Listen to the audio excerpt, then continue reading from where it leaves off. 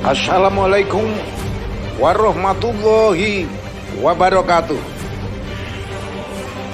Anda dipaksa-paksa vaksin, hubungi saya. Saya khawatir telah terjadi degradasi visi misi oposan. Ada yang terus gigih berjuang melawan kezaliman. Ada yang berbenah diri nyapres. Namun ada juga yang berada di simpang jalan. Saudara, di sisi lain, rejim semakin merajalela, merobek-robek dan mengacak-acak Undang-Undang Dasar 1945 yang telah diratifikasi dan disahkan oleh Panitia Persiapan Kemerdekaan Indonesia (PPKI), di mana Undang-Undang Dasar 1945 mulai berlaku pada tanggal 18 Agustus 1945. Meskipun pemberlakuannya ditunda setelah dekret Presiden 5 Juli 1959 akibat efek dan konferensi meja bundar KMB, di mana RI dinyatakan sebagai bagian dari RIS, Republik Indonesia Serikat, yang telah memiliki undang-undang sendiri. Saudara, setelah RIS dibubarkan dan diganti menjadi RI, berlakulah Undang-Undang Dasar Sementara 1950 atau UUDS 50 hingga tahun 1959, yang kemudian diberlakukan kembali Undang-Undang Dasar 1945 sejak itu.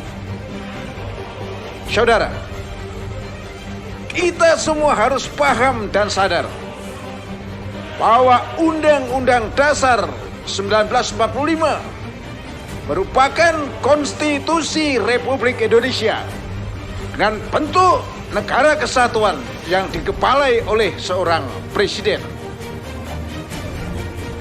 Maka segala hal yang menyangkut undang-undang yang dikeluarkan oleh pemerintah isinya tidak boleh bertentangan dengan isi yang tertuang dalam Undang-Undang Dasar 1945. Saudara, jika hal ini terjadi, maka Mahkamah Konstitusi atau MK berwenang mengadakan revisi yudisial atas perubahan itu. Namun, faktanya dalam hal memunculkan undang-undang atau peraturan pengganti undang-undang dalam mendukung kegiatan rejim Jokowi dalam perubahannya nyaris bertentangan dengan isi Undang-Undang Dasar 1945. Saudara, ambil contoh tentang rencana atau undang-undang vaksin yang bertentangan dengan Undang-Undang Dasar 1945 pada pasal-pasal dan ayat yang disebutkan sebagai berikut. Pasal 28 ayat 1 Undang-Undang Dasar 1945. Setiap orang berhak atas perlindungan diri pribadi, keluarga, kehormatan, dan harta benda di bawah kekuasaannya, serta berhak atas rasa aman dan perlindungan dari ancaman ketakutan untuk berbuat dan tidak berbuat sesuatu yang merupakan hak asasi. Kemudian Undang-Undang Dasar 1945 Pasal 28 ayat 2 menyebutkan setiap orang bebas dari perlakuan yang bersifat diskriminatif atas dasar apapun dan berhak mendapatkan perlindungan terhadap perlakuan yang bersifat diskriminatif itu. Saudara, selanjutnya Undang-Undang Nomor 29 Tahun 2004, Pasal 52 Praktek Kedokteran dan Peraturan Menteri Kesehatan, Permenkes Nomor 290 garing Menkes garing per garing 3 Romawi garing 2008 pasal 2 menyebutkan pasien dalam menerima pelayanan praktek kedokteran mempunyai hak sebagai berikut. A. Mendapatkan penjelasan secara lengkap tentang tindakan medis sebagaimana dimaksud pasal 45 ayat 3. B. Meminta pendapat dokter atau dokter gigi lain. C. Mendapatkan pelayanan sesuai kebutuhan medis. D. Menolak tindakan medis. Saya ulangi, menolak tindakan medis. E. Mendapatkan isi reka medis. Saudara, juga dalam Undang-Undang Nomor 4 Tahun 1984 tentang wabah penyakit, yang dimaksud dengan mengikut sertakan masyarakat secara aktif haruslah tidak mengandung paksaan, disertai kesadaran dan semangat gotong royong, dilaksanakan penuh tanggung jawab. Saudara, juga Undang-Undang Nomor 36 Tahun 2009 tentang kesehatan, Pasal 5 ayat 3 menyebutkan setiap orang banyak secara mandiri dan bertanggung jawab berhak menentukan sendiri pelayanan kesehatan yang diperlukan bagi dirinya.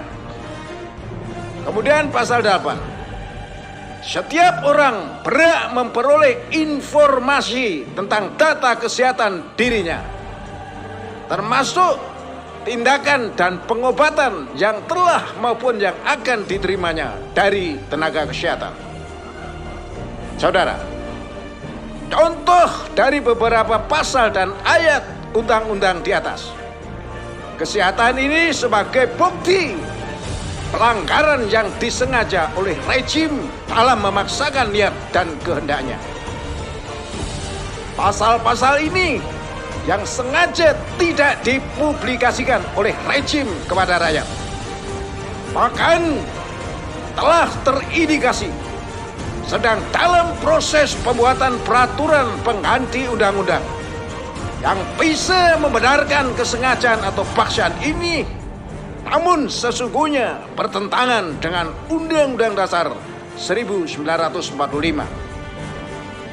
Saudara, inilah potensi kejahatan negara terhadap rakyat yang sangat merugikan dan membahayakan bangsa dan negara.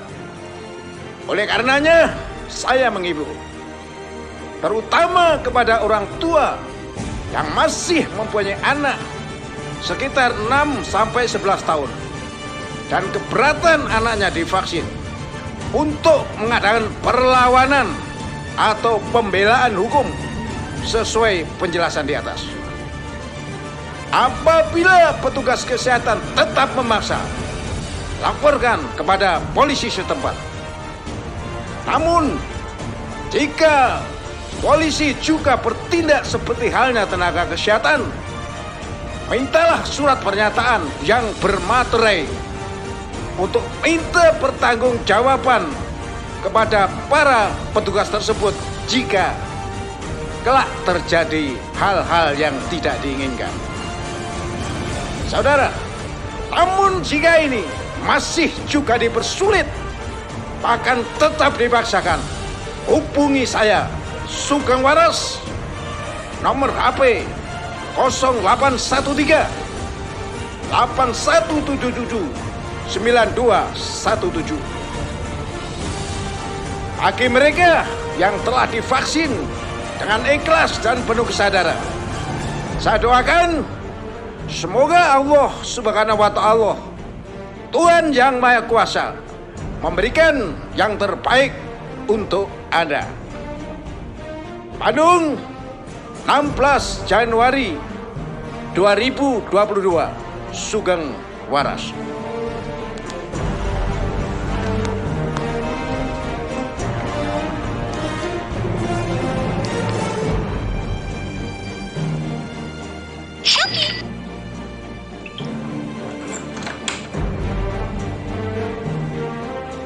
Assalamualaikum.